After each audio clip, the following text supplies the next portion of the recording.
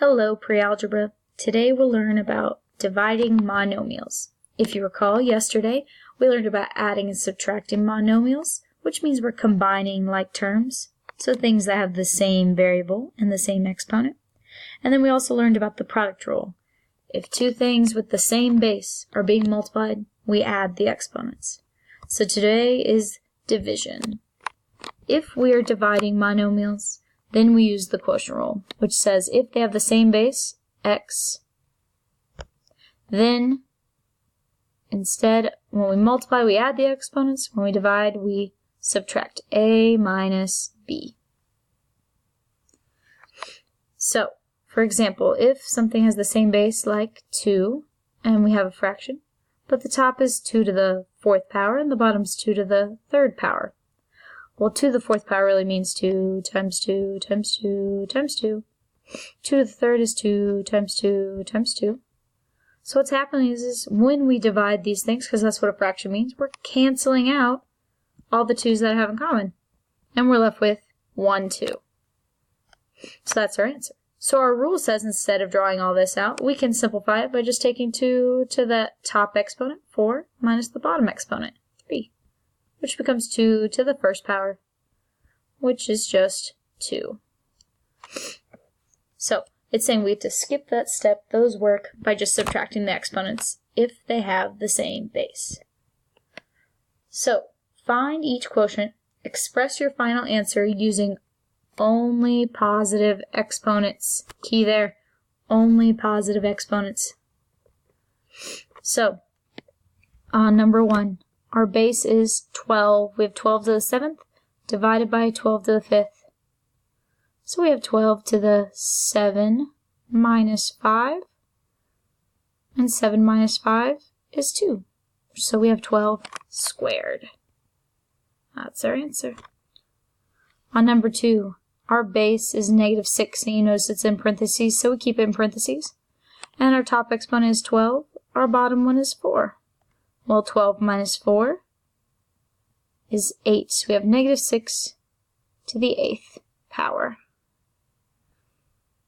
Number 3, we have a top as 4 to the 10th and a denominator as 4 to the, no exponent. Well, that really means 1.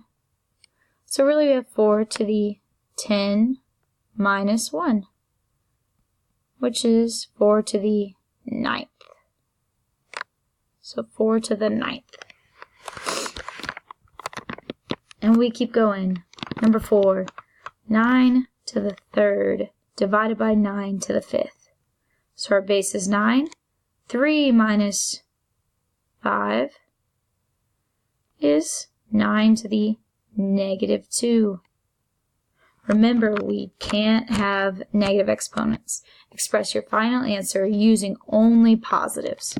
So to get rid of negative exponents, we have to flip it by making a fraction. We keep the base, and the exponent becomes positive. 1 over 9 squared. So remember, negative exponents, flip it, make the exponent positive. Okay, number 5, the same base of 8, and we have a top exponent of 6 minus a bottom exponent of 6. Well, 6 minus 6 is 0, so 8 to the 0. Anything to the 0 power is 1. So our final answer is 1. Anytime you see something raised to the 0 power, that base is gone and it's just 1. Okay, and number 6. Negative 5 is our base on top and bottom. The top is negative 1. And then we have minus 2. Well, negative 1 minus 2 is negative 3. But again, we don't like negative exponents. So to make this a positive, we have to flip not just 5, but the whole thing. So it becomes 1 over negative 5. And our exponent becomes positive to the 3rd. So 1 over negative 5 to the 3rd power. Sorry, that got a little ugly. Negative 5 to the 3rd. There we go, that's a little better. 1 over negative 5 to the 3rd power.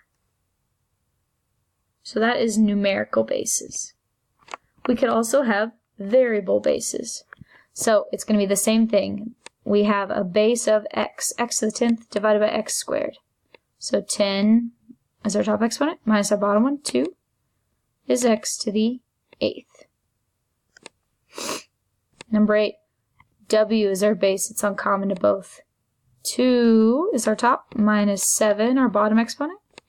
2 minus 7 is negative 5. So w to the negative 5th. We don't like negative exponents, got to flip it. 1 over w to the 5th. Number 9, p to the 1st. Even though there is no exponent there, it really means 1. Divided by p to the 4th is really p to the 1 minus 4, which is p to the negative 3rd. Can't have negative exponents, flip it. 1 over p to the 3rd. Sometimes we have more than one variable being divided. We take it base by base. So for example, on number 10, we start with the m's. M to the 3rd divided by m squared means m to the 3rd minus 2. And then we have to multiply that by n. N is to the 6th on top, and then divided by n squared. So that means we subtract those exponents. So 6 minus 2. So really we have m to the 3 minus 2 is 1 times n. 6 minus 2 is 4. So m to the 1st, n to the 4th is our final answer. So take it one step at a time, one base at a time. Number 11, r is being squared on top and then to the negative 3rd. So 2 minus a negative 3 is being multiplied by s, which on top is negative 5, and then minus 2. So the r is 2 minus negative 3. It really means 2 plus 3. So we have r to the 5th times s, which is raised to the negative 5th minus 2, should be negative 7th. Almost done. R to the 5th is a positive exponent, that's fine. But s is to the negative 7th. So we have to flip it, and we only flip the variable or number that is raised to the negative exponent.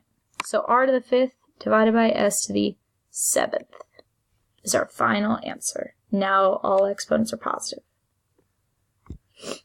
Okay, number 12. Start with the a's.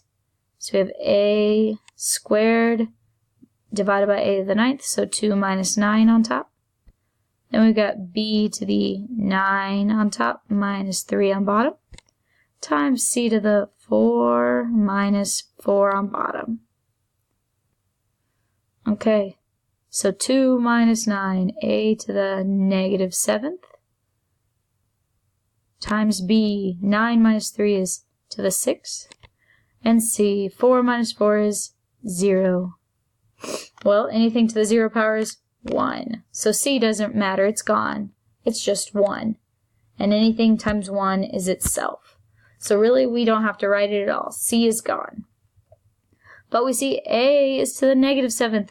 That has to be flipped and become positive. So a to the 7th on bottom, b to the 6th is positive already. It stays on top. So b to the 6th divided by a to the 7th is our final answer. Okay, as we keep moving on. Almost done. Sometimes we have examples with coefficients and variables. So remember, a coefficient is that number in front. So when that happens, we start by dividing the coefficients. The coefficients are the whole numbers or fractions. They happen first. Then we can simplify the variables using the quotient rule. So we only simplify the variables using quotient rule when we have exponents. Otherwise, a fraction means divide. So we think about those numbers as division. So 24 divided by 8 is really 3. And then we still have c. Well, c has a base of 10 on top, an exponent of 10, and on bottom has an exponent of 3, so 10 minus 3. So that coefficient 3 stays the same, and 10 minus 3 is 7. So really we have 3 times c to the 7th as our final answer. So another one, 14. We have negative 36 divided by 4. Well, that's negative 9. K is to the 6th power on top, and then on the bottom it's 4, so 6 minus 4. So we have negative 9, k squared, k to the 2nd power. And that's our final answer. 15. 10 divided by 2 is 5. Our only other base is x. And on top we have 3, so 3 minus the bottom, 4. So 5 times x to the negative 1. Oops, we have a negative exponent. We do not like negative exponents. So 5 is its own base. It could really be raised to the power of 1. So it's positive. It stays on top. But the x is to a negative 1. So we got to flip it. And you could write the 1, or you could leave it as x by itself, 5 over x. Either one is correct. You could put that 1 there if you want. That's okay. 5 over x is our final answer. So the big thing here I want you to pay attention to is this. By writing this step right here, 3 minus 4, we are ensuring that we don't forget that, oh, that means a negative 1. Making sure we don't make silly errors in our math and just doing, well, 4 minus 3 is 1. So making sure we're paying attention to those negatives is going to be a big, big deal. Okay, 16. 20 divided by negative 5 is negative 4. And then we have a base of a, and it's raised to the negative 12th power. And then it's being divided by an a to the negative 4, so minus negative 4. Our rule says we minus. Well, if we have minus a negative, that really means add. So we have negative 4, our base of a, and then we have negative 12 plus 4. Well, negative 12 plus 4 is negative 8. Oops, negative exponent. We do not like them. So negative 4 is a whole number. It's really to the power of 1. It stays where it's at. But the a has the negative exponent, so it flips and becomes a positive. Negative 4 over a to the 8th.